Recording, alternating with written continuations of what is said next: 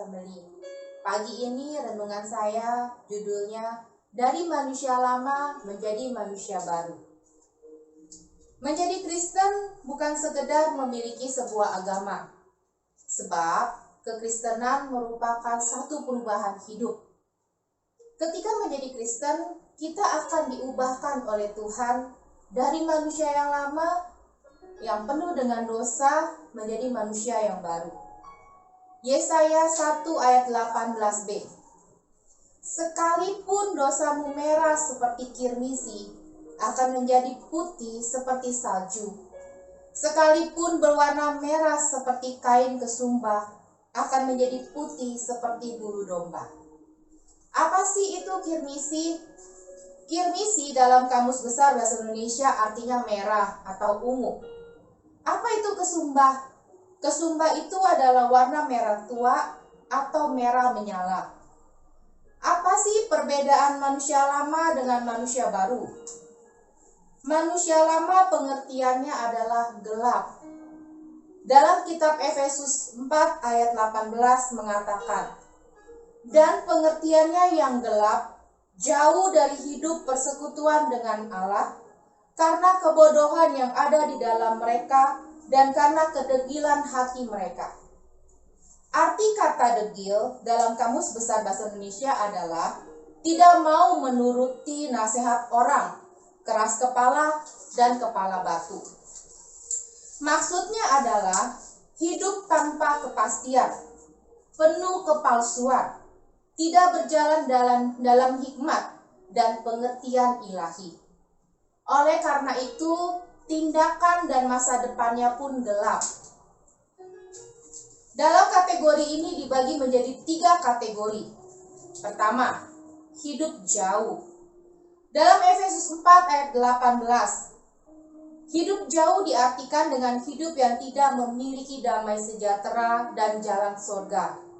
Yang dipikirkan hanya kesenangan diri sendiri, tidak memikirkan bagaimana nasibnya di kehidupan yang akan datang, apalagi tentang keselamatannya. Yang kedua, bodoh dan degil. Seorang yang bodoh adalah seorang yang sengaja menghancurkan dirinya dan masa depannya sendiri. Dan banyak orang Kristen yang sudah bertobat, namun masih bodoh dan degil, bahkan masih muda, menjerumuskan dirinya dalam dosa. Yang ketiga, perasaan yang tumpul. Orang seperti ini bisa saja di gereja, tapi karena perasaannya sudah tumpul, ia tidak bisa lagi menerima kebenaran firman Tuhan. Mungkin ia mengerti firman, tetapi semuanya tidak ada artinya, karena memang perasaannya sudah tumpul. Firman Tuhan itu sama sekali tidak mempengaruhi hidupnya. Ia tetap saja hidup secara duniawi, secara daging dan hidup di dalam dosanya. Sedangkan manusia baru terbagi menjadi beberapa tahap. Yang pertama, belajar dan mendengar. Efesus 4 ayat 20. Tetapi kamu bukan demikian. Kamu telah belajar mengenal Kristus. Setelah lahir baru bukan otomatis menjadi sempurna. Tetapi kita masih harus belajar untuk sabar, mengasihi, mengampuni, setia. Belajar mendengar firman Tuhan sehingga kita menjadi serupa dengan Kristus.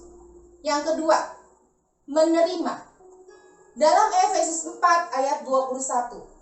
Karena kamu telah mendengar tentang Dia dan menerima pengajaran di dalam Dia menurut kebenaran yang nyata dalam Yesus. Banyak orang hari-hari ini hanya bisa menuntut dan suka menerima dan bersyukur dalam hidup mereka. Sebagai manusia baru dalam Kristus, kita harus mau mengampuni, menerima dan bersyukur di dalam segala hal. Orang yang menerima akan selalu dipuaskan, tetapi orang yang suka menuntut akan kecewa dan akhirnya dia akan memberontak. Yang ketiga, harus menanggalkan. Efesus 4 ayat 22. Yaitu kamu berhubung dengan kehidupan kamu yang dahulu, harus menanggalkan manusia lama yang menemui kebinasaannya oleh nafsu yang menyesatkan. Yang menyesatkan itu apa aja sih?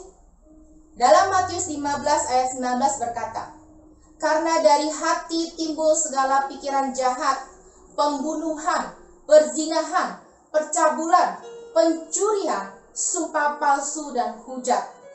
Dan masih banyak lagi saudara di dalam firman-Nya yang mengatakan berbagai macam dosa yang tidak Tuhan sukai. Setiap orang yang datang kepada Yesus harus menanggalkan manusia lamanya. Jika tidak, itu akan sangat membahayakan hidupnya. Yang harus ditanggalkan adalah hal-hal yang menghambat berkat mukjizat, kasih, anugerah Tuhan, seperti ketidaksabaran, ketidaktaatan, kesombongan, dan pikiran duniawi. Yang keempat, diperbaharui. Efesus 4 ayat 23. Supaya kamu dibaharui di dalam roh dan pikiranmu. Seorang manusia yang lahir baru akan diperbaharui di dalam roh dan pikirannya. Hidup kekristenan tidak sekedar diperbaiki, tetapi dibaharui oleh Tuhan. Setelah kita mengetahui hal ini mengenai manusia lama dan manusia baru, kita harus bisa mengaplikasikannya dalam kehidupan kita sehari-hari. Dengan segera, secepat mungkin. Tanyakan pada diri Anda dan pada diri saya sendiri, apakah saya masih menyukai manusia lama saya? Apakah saya lebih menyukai hal-hal yang duniawi? Jika jawaban saudara iya, Anda harus berubah menjadi manusia baru. Jika jawaban saudara tidak, maka kita harus terus terlatih tubuh kita seperti Paulus, agar kita serupa dengan Kristus. Pilihannya ada di tangan saudara dan di tangan saya.